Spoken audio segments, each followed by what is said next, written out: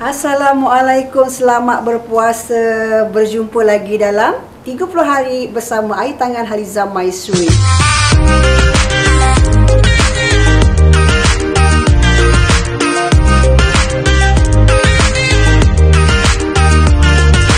So, hari ni saya nak masak singgang ikan tenggiri bersama daun kemangi. Mungkin jarang-jarang ataupun tak pernah lagi ya masak menu ni ataupun cuba menu ni. Lepas tonton rancangan 30 hari bersama air tangan Haliza Maisuri ni, bolehlah cuba. Sedap ya. Caranya mudah, campak-campak saja ya. Dan insya-Allah sedap. Kita akan masukkan air terlebih dahulu. Singgang ni dia senang sebenarnya, macam kita rebus je ikan tu. Hanya ya perlukan bahan-bahan hiris ataupun adalah yang ditumbuk sedikit ya. Bahan-bahan yang kita nak masukkan ya dalam singgang kita ni, serai yang telah dititik ya. Saya menggunakan daun salam, daun kunyit ya, bawang merah, bawang putih,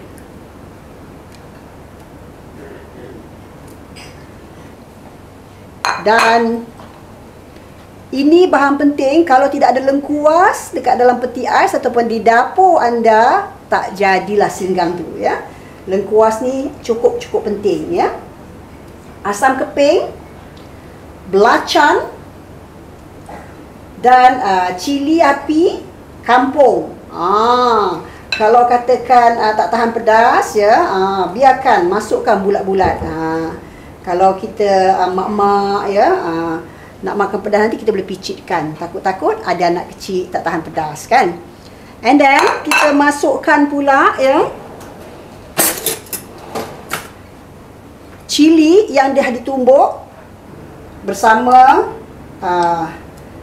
sedikit bawang merah. Kalau nak letak bawang merah, kalau tak cili saja pun tak apa, sebab kita dah letak bawang merah yang telah pun dihiris.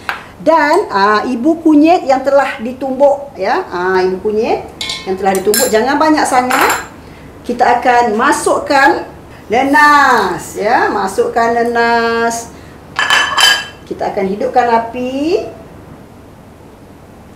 dan kita biarkan kuah singgang ni mendidih dulu ya, baru kita akan masukkan ikan nanti. Sebab masak ikan ni sekejap saja, okey? Oh, dah mendidih dah ya. Masa ni bolehlah masukkan garam. Sebab air dia banyak, garam pun kena banyak, tapi janganlah banyak sangat ya, agak-agak lah. Lepas tu masukkanlah serbuk perasa. Ikutlah you all nak pakai serbuk perasa apa. Lepas tu masukkan kicap manis. Okey, air dah menggelegak ya, barulah kita masukkan ikan. Ikan hari ni saya dapat telur dia ya. Sedapnya makan nanti. Ada kepala, ada isi, ada telur. Telur ni goreng pun sedap, masak singgang pun sedap, masak gulai pun sedap ya.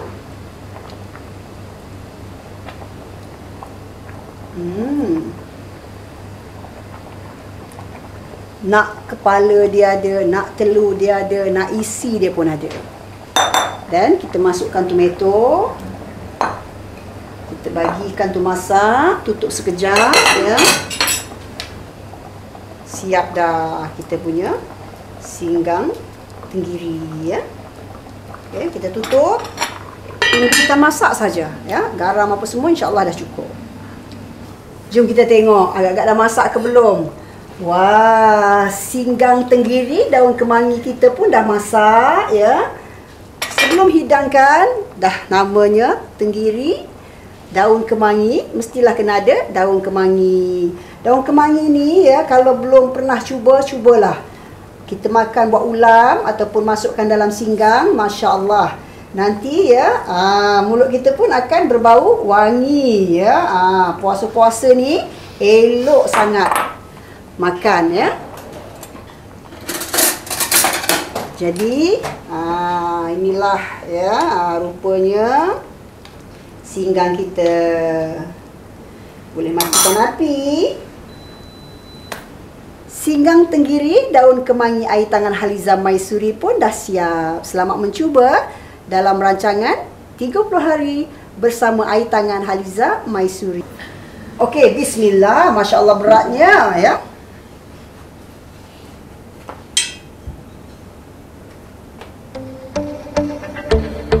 Hari ini kita pause sikit.